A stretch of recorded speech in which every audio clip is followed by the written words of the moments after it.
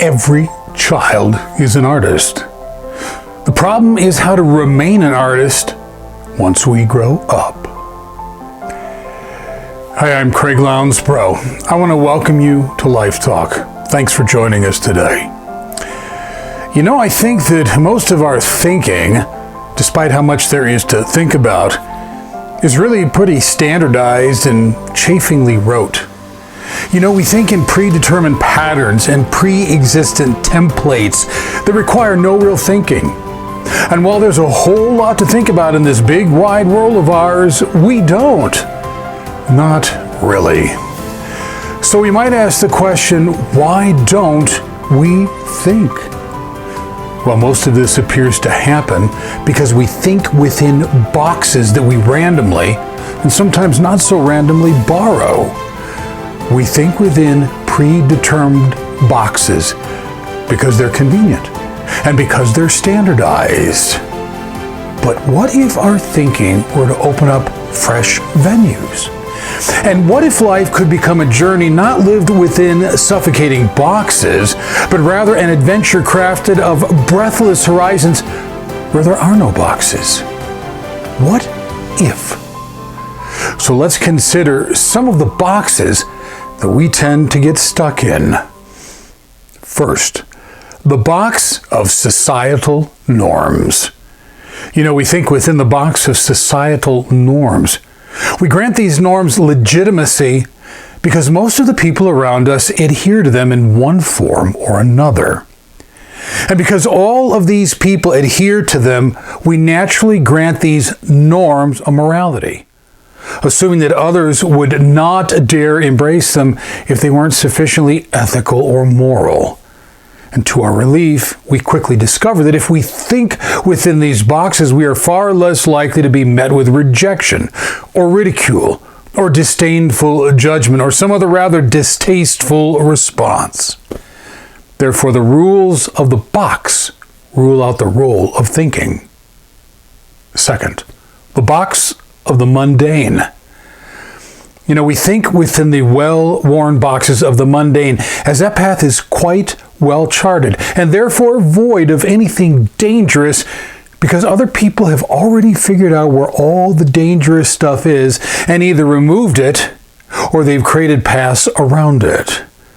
And we know that venturing off the path in life is rough with all sorts of calamity that's just waiting to happen. And so in the box of the mundane, there's nothing to venture off on because there's one and only one path. Now, it might be mundane, it might go nowhere, but you know what? It's safe if you happen to find safe as refusing to live in order to effectively avoid being hurt. Therefore, the rules of the box rule out the role of thinking. Third, the box of our fears.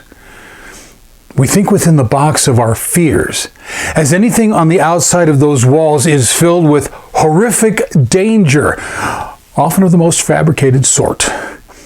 We probably ventured out there a time or two, and when we did, we got hurt. And so when we were hurt, we put our pain on emotional steroids, which exponentially magnified our fear.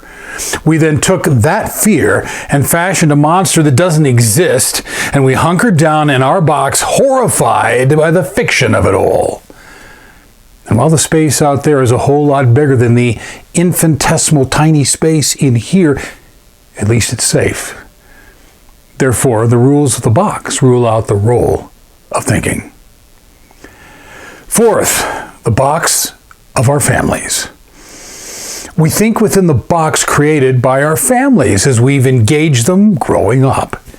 In many unhealthy families, their boxes were shaped by their own demons and their assorted hobgoblins that they handed the reins of power over to. And over time, they dutifully passed those on to us. Now, sometimes these families demand that family members stay within those boxes. Other times, family members may prompt us to move outside of the box because they have come to recognize the life-sucking quality of the box. Yet while they prompt us to step out, they did not know how to do so themselves. Therefore, the rules of the box rule out the role of thinking. Fifth, and finally, the box of self-esteem. We think within the box crafted by our low self-esteems. These are often the smallest of all boxes because we dare not create any room whatsoever for anyone else to come in lest they see how pathetically awful we really are. We know full well that there's great adventure and untapped possibilities outside of our boxes. We can imagine adventure because we've imagined it so many times. But we doubt our ability to function in it, or find a place in it, or seize it in the cultivation of our dreams, or much less survive any adventure of any size. Therefore, the rules of the box rule out the role of thinking. Now, I was thinking. And I was thinking that there are a whole lot of boxes, lots and lots of them. But I was also thinking that they're just boxes and nothing more. And as a box, it doesn't hold us. Rather, we hold it. And when we realize that power and move beyond our boxes, the parameters of our lives will explode exponentially in a manner that we will be free to think about all of the many things that this big, wide world of ours has to think about.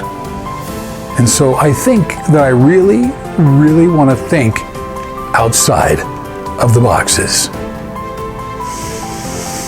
You'll find all of these points outlined in my book, In the Footsteps of the Few, The Power of a Principled Life. You'll find In the Footsteps of the Few on Amazon, Barnes & Noble, or wherever books are sold. I want to thank you for joining us on LifeTalk today. You'll find LifeTalk on most podcast platforms as well as YouTube. I would also encourage you to check out our daily posts on all of our media sites. Thanks for being here today. I look forward to seeing you next time. What's it like to really live? Not just get through the day, or go to bed having checked off a bunch of boxes, or maybe just having survived the day, but really having lived. There's a way to do that.